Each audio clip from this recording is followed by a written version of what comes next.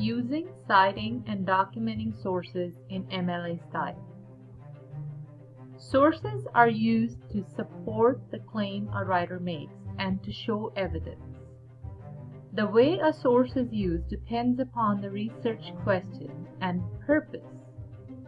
There are three major ways to incorporate a source into your own work: by quoting, by paraphrasing, and by summarizing.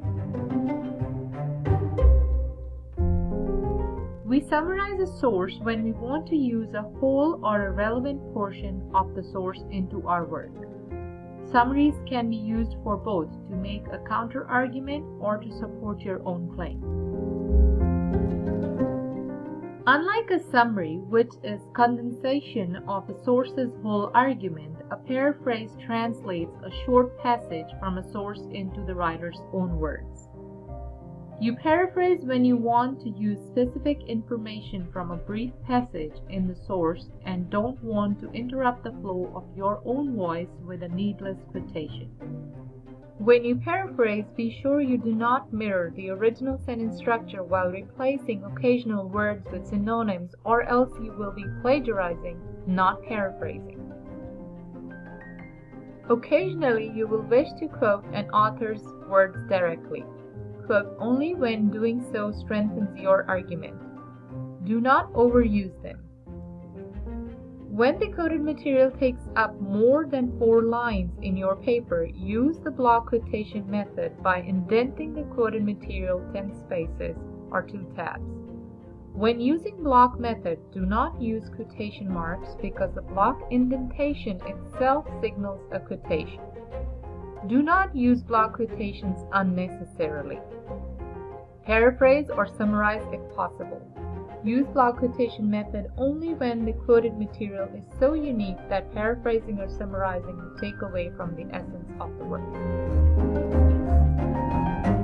No matter what method you choose to incorporate your sources into your work, you always have to make sure that you give credit to your source. Whether you quote, paraphrase, or summarize, you will have to credit the source by adding an in-text citation as well as listing the source in the works cited list. Any information that is not your own or is not a common knowledge factor has to be cited. There are 2 types of in-text citations: the attributive tags and parenthetical citations. Attributive tags are used to explain the origin of and to give credit to the original source. They help separate your ideas from your source's ideas. More importantly, attributive tags add credibility to your work by providing your source's credentials. The more credible and scholarly your source is, the more trustworthy and strong your argument will be.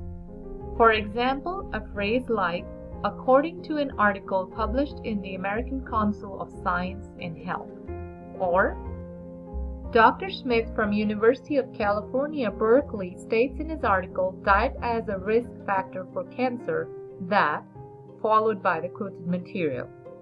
It is not enough to say Smith says or White mentions. You have not provided any information on who Smith or White are. You cannot leave it up to your audience imagination to assume who Smith and White are. For all you know, Smith could be a bar attendant while White could be a gardener.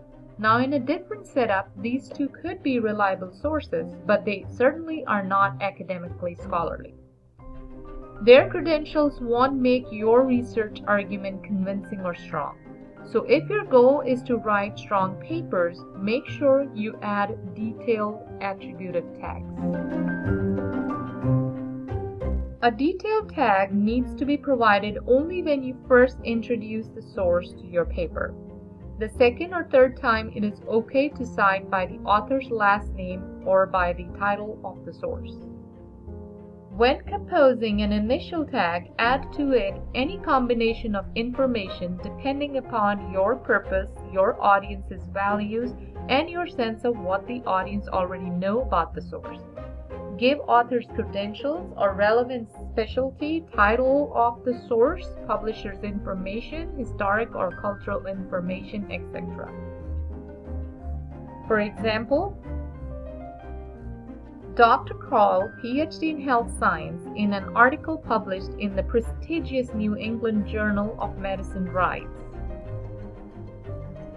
"The idea is to help the readers understand the significance and context of a source, which helps guide the reader's attitude towards the source. Attributive tags build ethos for your papers." MLA style of documentation requires in-text citation of sources every time you quote, paraphrase, summarize, or otherwise refer to them. Parenthetical references help direct your readers to full bibliographic entries in a list of works cited at the end of the paper. Place a parenthetical reference as near the relevant material as possible without disturbing the flow of the sentence. Some examples of parenthetical citations are authors named in the text. Here within this example, our focus is on the parentheses and what goes in those parentheses. If you have given your source an attributive tag, which means you have already named your author within the text, add only the page numbers in the parentheses. Pay attention to the punctuation marks. The closing quotation marks are placed before the parentheses, and the period is placed after. In MLA, it is very important to format everything correctly. Each comma and/or period matters. Authors not named in the text. When you have not named your author in the text, include the author's last name before the page numbers in the parentheses. If your original source does not list page numbers, do not provide page numbers in the parenthetical citation. Do not create your own page numbers. 4 or more authors. When a source has 3 or more authors, only the first one shown in the source is normally given. It is followed by ETAL dot. Unknown author. When a source has no known author, use a shortened title of the work. Do not cite the author of the work as anonymous. For example, if the title of the article is Body Piercing Becoming Trendy, in the in-text citation you will only provide the shortened version of the title, Body Piercing. Provide page numbers only if they are available in print form. It is not incorrect to provide the complete title in the in-text parenthetical citations. Author of 2 or more works. Give the title of the work. 2 or more authors with the same last name. Give the first names along with the last name. Work from an anthology. An anthology is a collection of literary works chosen by a compiler. It may be a collection of poems, short stories, plays, songs, or articles. For an essay, short story, or other pieces of prose reprinted in an anthology, use the name of the author of the work, not the editor of the anthology, and use the page numbers from the anthology. Work without page numbers. If a work has no page numbers but has another kind of numbered sections, for example paragraph numbers, use those. But if no numbering is provided, do not make your own numbers. Just put the author's last name in the parentheses. When your source is electronic or non-print source, give enough information in a single phrase or parenthetical reference for the readers to locate the source in the list of works cited. Usually use the name or title under which you list the source. Never cite your source by the URL. Citing from an indirect source. If you want to use a quote you saw cited in one of your sources, but the original source is not available, cite the source indirectly by using the term qtd.in and listing the title of the source you read this information from. The rule of thumb is, if you have the author's last name, use that. If you do not have the author's last name, then list the title of the work. article, essay, short story, etc. If you do not have the title of the work either, then list the title of the main source, book, anthology, magazine, etc. Punctuation plays a big role in MLA. When citing short works like articles, short stories, essays, or chapters in books, use quotation marks around the title. Italicize the titles of long pieces or works that contain smaller sections, for example, books, journals, newspapers, magazines, or anthologies. Writers no longer have to memorize or consult MLA's instructions every time they cite a specific type of source. Instead, the new model of entries in Works Cited List allows writers to create entries by following MLA's list of core elements. Core elements are those basic pieces of information that are common to all sources, from books to articles, from lectures to tweets. These core elements include author, title of source, title of container, other contributors, version number, publisher, publication date, and location. If you are unable to gather any element, move to the next element. Gather as much information as you can and assemble these elements in a way that it makes sense to your readers. For example, citing a print book with one author. In this version, only the most essential information is included: author's name, title of the book, publisher, and date. The city of publication and the medium of publication are not needed. An article from a scholarly journal. Cite the author and title of the article as you normally would. Author's last name, followed by first name, title of the article in quotation marks. Then put the title of the journal in italics. Include the volume number followed by VOL dot and issue number followed by NO dot. Separate these elements by commas. Finally, add year and page numbers. The textbook we are using is an anthology. In order to cite an article from our textbook, you have to know how to cite an anthology. When citing a particular piece within an anthology, provide the following information: author's last name, comma, first name, followed by a period, title of the article in quotation marks, followed by the title of the anthology, which is italicized, comma, edited by, editor's name, comma, publisher, year, and page range of entry. Notice that all elements except the author's name and the title of the article are separated by commas. Other rules include: the URL without http:// is now normally given for a web source. Angled brackets are not used around anymore. Citing the date when an online work was consulted is optional. Placeholders for unknown information like n.d are no longer used. The medium of publication is no longer stated. The first word in each entry of the Works Cited list must also appear in the in-text citation. In other words, there must be a one-to-one correspondence between the first word in each entry in your Works Cited list and the name used to identify the source in the body of your paper. Most of the time, this word is the last name of the author or the title of the work. The updated MLA guidelines are based on a simple theory.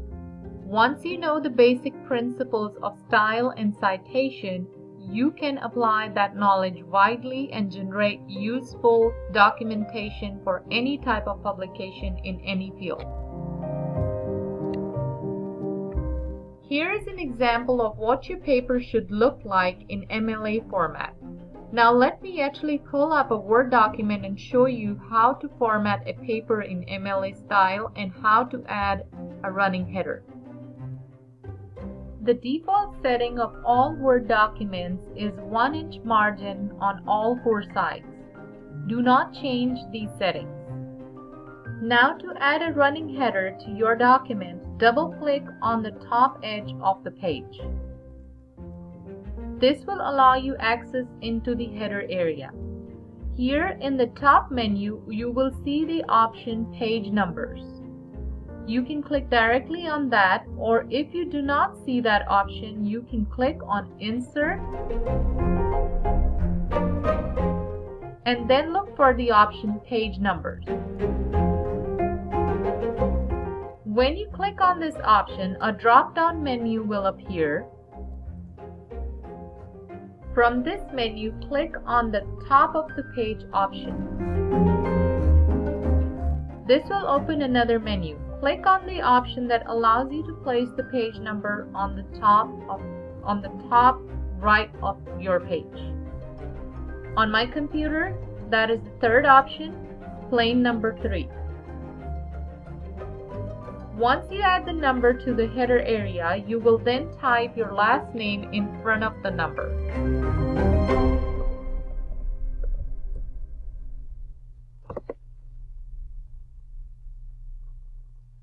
Exit the header area by double-clicking on the body of the page.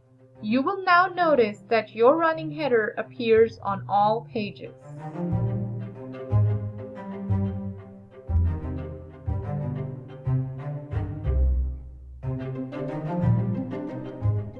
Once you have the running header, the next step is to add the title block. The title block goes in the top left corner and is placed only on the first page of your essay. Here, first add your full name, your professor's last name preceded by professor. Do not provide the professor's first name. Next, add your course name and number. Please make sure you provide the correct section number. Lastly, add the date. There are 2 ways to add the date in MLA format. One is by providing the month and then the day and year separated by a comma. The second way is to provide the day, month, and year without any punctuation marks. Both these styles are correct. However, you have to provide just one. After the title block comes the title of your essay. Do not add any special markings like underlining, bolding, or changing font size of your title. Write it in the same font and size as the rest of your paper. All parts of the essay should be double-spaced, no more, no less. Make sure nothing is double-spaced. Check your title block. That is what is usually double-spaced. If that is the case, highlight the title block and right-click on it. From the drop-down menu, click on the option Paragraph. From the pop-up menu, under Line Spacing, set the option to Single. Since your title block was already double-spaced, this will bring it to the correct spacing where it is only double-spaced. Use Times New Roman font size 12. MLA does not require a cover page. Do not provide one unless specifically asked to do so. Place page numbers on all pages starting with the title page going all the way to the works cited list. This is how your works cited list should look like. Make sure everything is double-spaced within entries. Alphabetize the works cited list. Indent the works cited entry 1 tab for every additional line after first line. List only those sources that you actually use within your paper. Now let me show you how to format your works cited list using a Word document. Here is an example of what your works cited list should not be. This document is formatted incorrectly. First, we need to center the title. Next, we need to indent and space the list correctly. To do that, highlight the text and right-click. From the drop-down menu, click on the option Paragraph. From the pop-up menu under Line Spacing, set the option to double space, and under Special, select Hanging. Click OK and exit the menu. Now your spacing and indentation are the way they should be. There is still something wrong with this list. It is not in alphabetic order. The source starting with the letter S needs to be placed after C and M sources.